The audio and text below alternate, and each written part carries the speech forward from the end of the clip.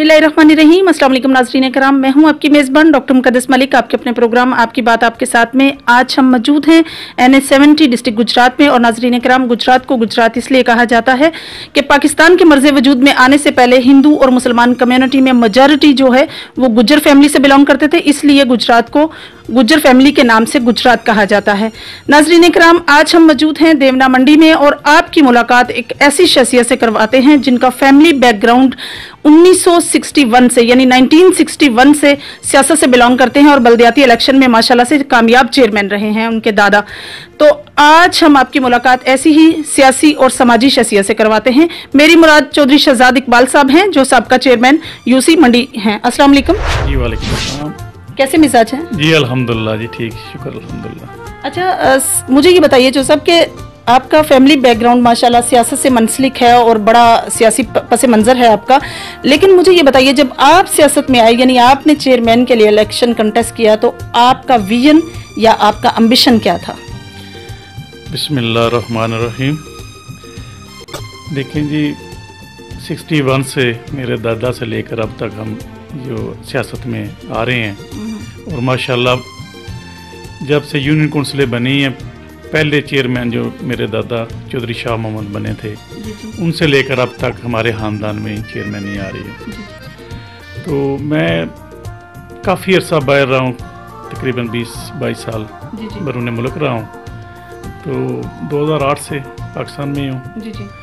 तो पहले मेरे चाचा थे चेयरमैन मुझसे पहले, तो उनकी वफ़ात के बाद फिर ये जिम्मेदारी मुझ पे आ गई।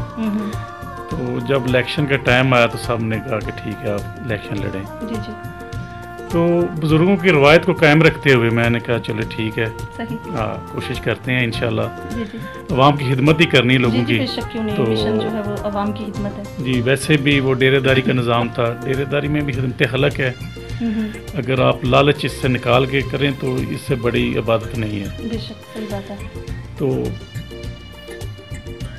माशाल्लाह शुरू से ही जब से बने हैं चेयरमैन, मेरे दादा भी पढ़े लिखे आदमी थे उस टाइम के, तो उन्होंने भी कोशिश की है कि ज़्यादा से ज़्यादा आवाम के जो है ना बेहतरी के लिए कुछ किया जाए।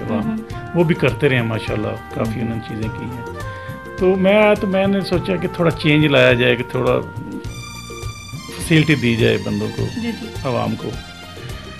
तो कुछ तो फिर मामला ऐसे हैं हमारी सियासत के, क्योंकि चेयरमैन के वसाइल बड़े महदूद होते हैं, कोई इतने ज़्यादा नहीं है कि वो पहले सोच तो ऐसी थी माशाल्लाह करेंगे ये करेंगे वो करेंगे, लेकिन जब आए तो कोई ख़ास जो है ना वो चेयरमैन को कोई उन्होंने इख्तियारात नहीं दिए थे।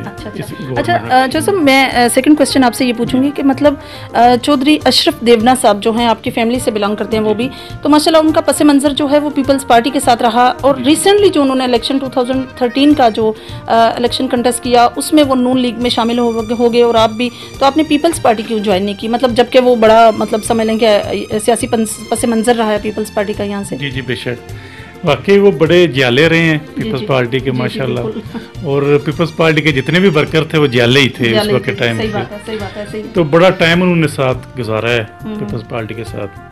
तो असल में जब से वो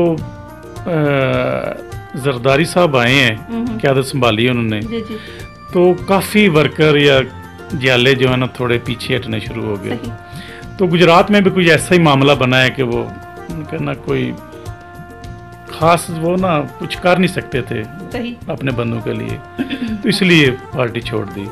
और उस टाइम पे जो है नून लीग जो है दूसरों से बेहतर, सेकंड ऑप्शन था और दूसरों से बेहतर नजर आ रही थी। तो उन्होंने भी ख्वाहिश जाहिर की कि ठीक है हमारे साथ काम करें, करना है आपने, तो इसलिए हमने नून लीग ज्वाइन कर ली, ये सब ने मिलकर। अच्छा जोसेफ, आपने बीइंग अ चेयरमैन अपनी यूसी में कौन कौन से फाल या तरक्याती काम किए हैं, कौन कौन से ऐसे काम किए हैं जिससे अवाम मुस्तफीद हुई है? जी देखिए जी, जो चेयरमैन के वसाइल हैं ना वो तो बड़े काम होते हैं, बस ये कोई गली नाली बनवा दे या कोई छोटे मोटे काम। तो हमने, क्योंकि चेशर साहब एमपी भी बने थे उसी दौर में पिछले में, हमने कोशिश करके उनके साथ करके हमने 2 कॉलेज, एक गर्ल्स एक बॉयज़, 2 हमने मंजूर करवाए।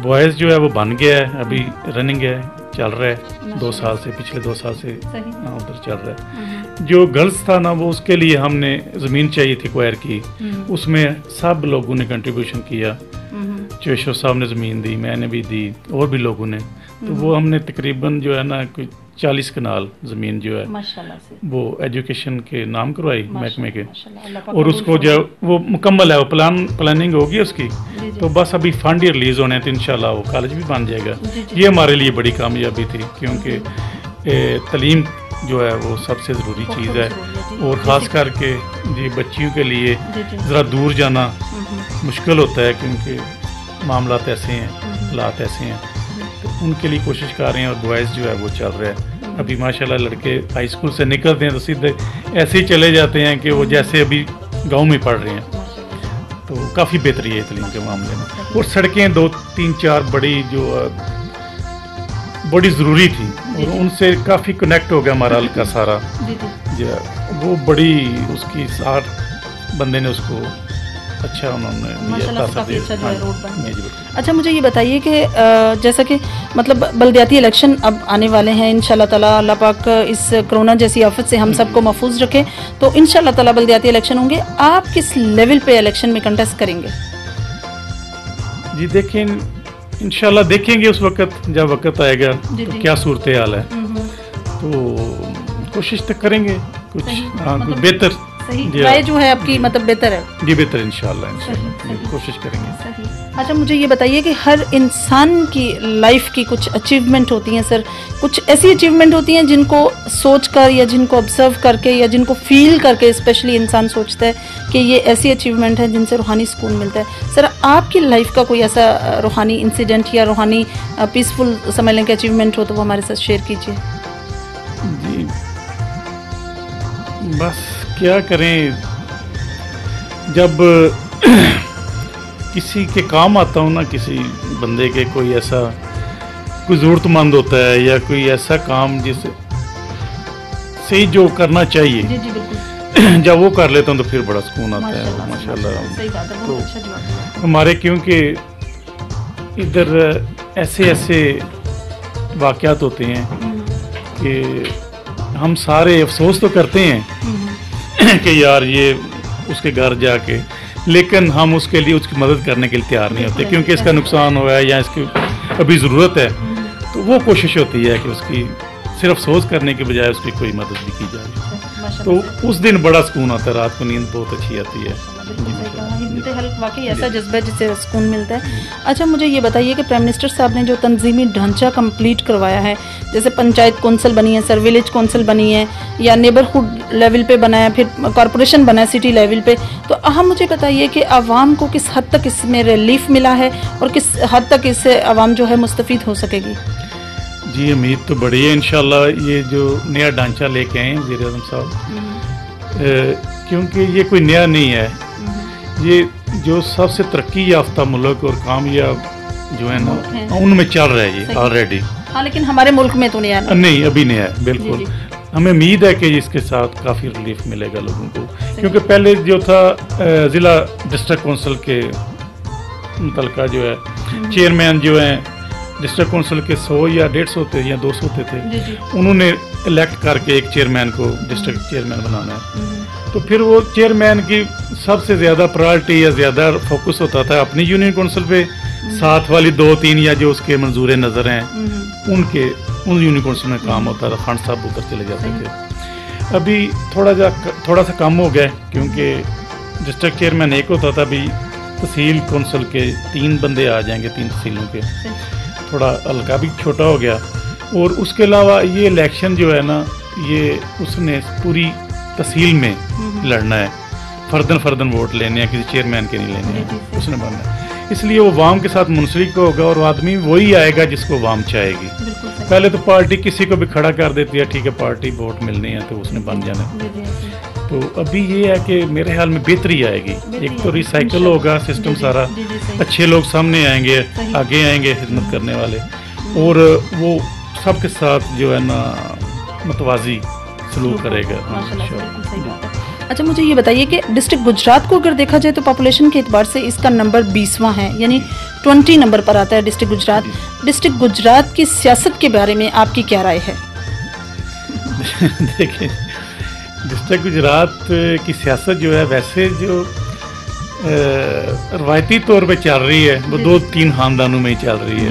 जी जी, चौधरी बरादरान है या नवाबजाद खान है, और इस तरह 2-3 खानदान में ज़्यादा चल रहा है। लेकिन अब चेंज आ रहा है आस्ता आस्ता, काफ़ी लोग सामने आ रहे हैं। तो पाकिस्तान लेवल पे वैसे गुजरात में सियासत बड़ी अच्छी जा रही है। हाँ जी जी जी, क्योंकि पाकिस्तान लेवल के लोग हैं इधर, जो वाकई सीनियर लोग हैं, जैसे चौधरी बरादरान है, कमरजमान कैरा साहब भी नेशनल लेवल के बंदे हैं, और नवाबजाद खान भी माशाल्लाह। तो इसलिए सियासत ठीक है गुजरात की माशाल्लाह, अच्छे लोग हैं, बड़े बड़े लोग हैं।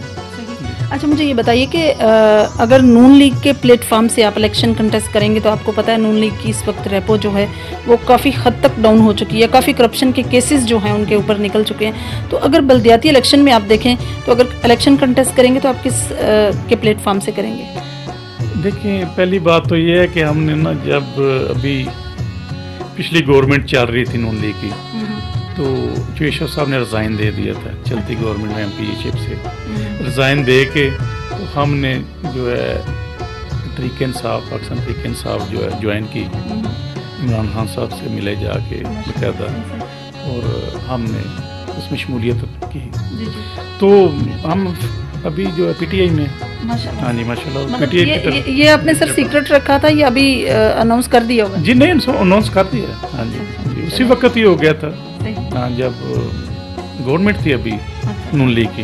हाँ जी, उसी ड्यूरेशन में आपने जो है रिजाइन करके पीटीआई ज्वाइन उसी ड्यूरेशन में। अच्छा सर, अगर जैसे कि आपने नौजवान बच्चों की बात की कि उनके लिए आप कॉलेज या स्कूल का माशाल्लाह से बहुत आपने स्कूल बनवा भी दिया है, प्लस कॉलेज के लिए ज़मीन वक्फ कर दी है, तो आप मुझे ये बताइए कि आप अपनी ही यूसी में स्पोर्ट्स को किस लेवल पर लेकर जाना चाहते हैं? किस लेवल पे स्पोर्ट्स में बच्चे जो है इंटरेस्ट ले रहे हैं, या क्या रेपो है आपके इस यूसी में स्पोर्ट्स की? जी माशाल्लाह बड़ी अच्छी है। जी। लोग हमारे जो बच्चे हैं ना, वैसे बहुत ज़्यादा जो इंटरेस्टेड हैं स्पोर्ट्स में। हमारी 2-3 टीमें क्रिकेट की हैं, एक तो कह लें कि पाकिस्तान लेवल की टीम है माशाल्लाह, काफ़ी दूर जाके खेलते हैं, दूसरे ज़िलों में जाके खेलते हैं। तो एक जो है वो डिस्ट्रिक्ट लेवल की है, बड़ी अच्छी, और छोटी छोटी तो बहुत हैं। उनकी जितनी भी हो सके उनकी सपोर्ट करते हैं, उनको थोड़ा मौके मुहैया करते हैं। तो जो भी सपोर्ट हो सकती है यूनियन काउंसिल की तरफ से हम कोशिश करते हैं उनके लिए।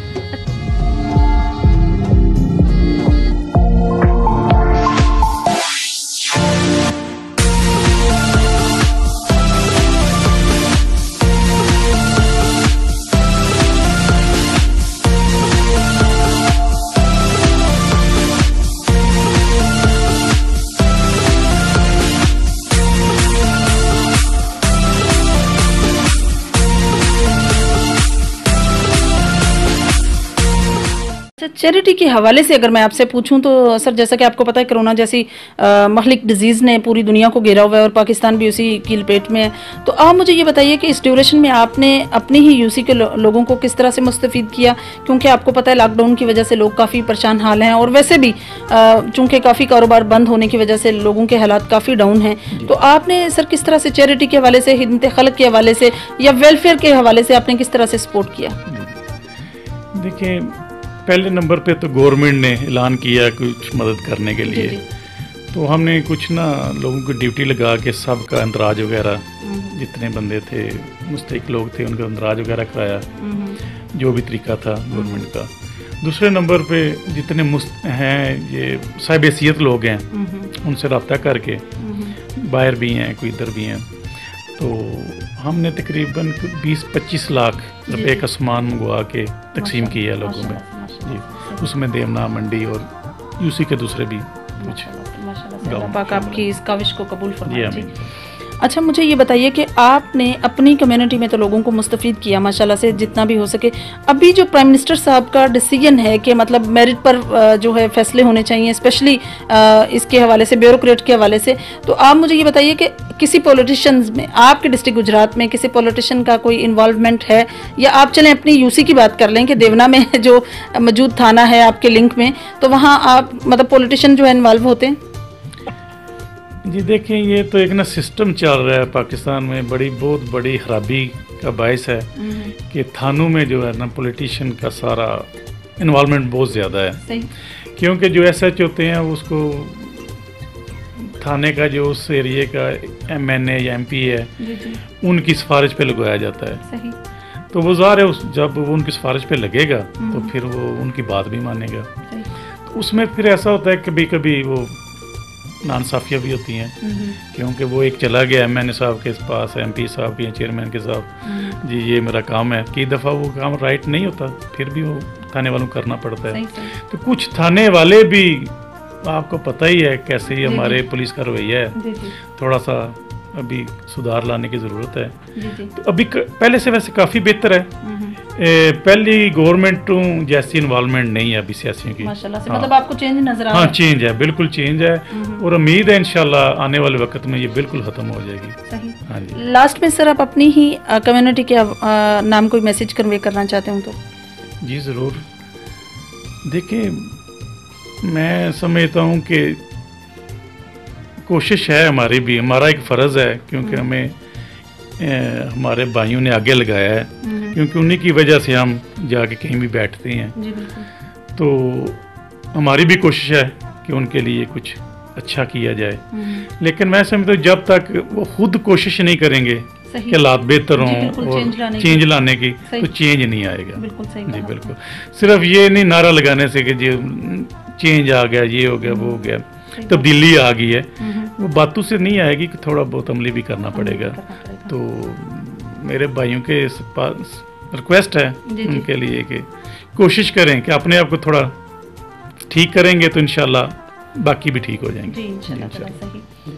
जी तो नाज़रीन, ये थी चौधरी शहजाद इकबाल साहब की गुफ्तगू जो आप लोगों ने सुनी, और बहुत अच्छा मैसेज उन्होंने कन्वे किया कि मतलब तब्दीली लाने के लिए सबसे ज़्यादा जो ज़रूरत है वो खुद को चेंज करने की है, क्योंकि आप खुद को चेंज करेंगे तो एक पॉजिटिव जो है चेंज आएगा हमारे माशरे में।